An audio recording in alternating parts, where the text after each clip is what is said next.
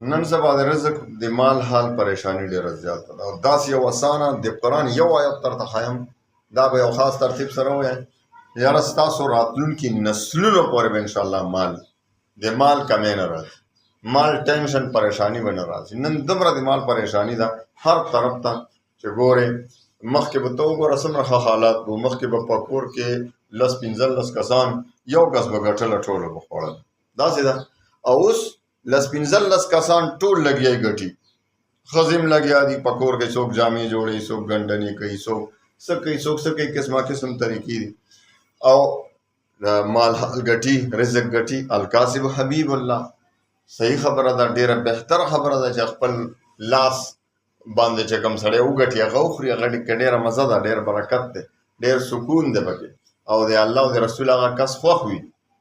الکاسب حبیب الله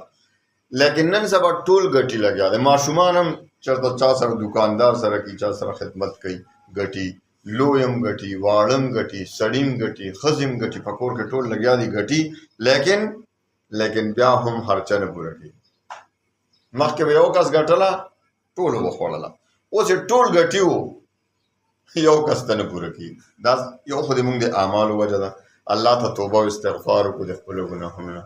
توبه او استغفار سره چې دی برکات نازلېږي انشاءالله او دا رحمتونه راځي او ګناهونه چې دی دا ډېر نحوست د ګناه سره د انسان رزق کمیږي او موږ شپه ورځ ګناهونو کې مبتلا یو نو خود په رزق کې برکت ختم الله د خیر مونږ ګناهونه معاف کړي آینده کې به د ګناهونو نه وساتي او اسانه وړه غونې وظیفه درته ښیم انشاءالله تاسو په دې عمل وکړئ راتلونکي نسل به هم انشاءالله ماته دعا کوي سورة الضحی خو اول درته اجازت ویم ټولو ته عام دی دا نه یم درته چې ما چینل سبسکرایب کړی د هغې سبسکرپشن سره کار نشته اجازت سره دا لالچ مالچ نه کوو دا خود غرضي ده که سبسکرایب کوئ که نه سره ستاسو خپل کار دی ستاسو خپل کار دی البته 15 وخته مونځ شرط دی او رزق حلال طلب دا 2 شرطونه دي دا راکابو کوئ او بیا وظیفه شروع کوئ والضحی صورت دی په 13مه سپاره کې دی ورکوټې صورت دی په دې کې یو آیت دی ګوره تاسو به ورسه وکئ 3 ورځې به دا وظیفه وکړئ که چېرته 3 ورځې تاسو دا وظیفه وکړه تاسو د دې کمالات بیا وګورئ اسانه وظیفه ده اول به 11 پیرې درود شریف وایئ هر کوم درود شریف چې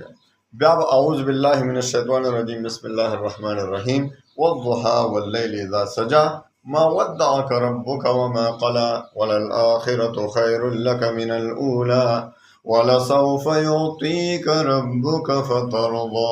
دې آیت ته چې راورسئ ولسوف يعطيك ربك فترضى نو دا به یو د پاسه 100 ځله دا آیت مبارک وایي 101 بار او بیا به نور صورت پوره کړي ولسوف يعطيك ربك فترضى ألم يجدك يتيما فآوى ووجدك ضالا فهدى ووجدك عائلا فأغنى فأما اليتيم فلا تقهر وأما السائل فلا تنهر وأما بنعمة ربك فحدث او اخیری کې بیا چې صورت پوره کړئ نو بیا به 11 پیرې درود شریف وایئ یعنی یو ځل به سورة الضحی او دغه آیت ولسوف یعطیک ربک فترضى دا به یو د پاسه 100 ځله وایئ نو انشاءالله 3 ورځې په دې عمل وکړه او که په هره میاشت کې دې 3 ورځې کول نو انشاءالله د دې خواږه به ته وګورې د دې وظیفې طاقت به ته وګورې کمالات معجزات کرامات دا به ته په خپلو سترګو دې ووینې د دې آیت مبارک او د دې صورت مبارک الله د ټولو مسلمانانو ته تکلیفونه چې دی په خوشحاله او کې وسانه او کې بدل کړي و آخر دعوانا ان الحمد لله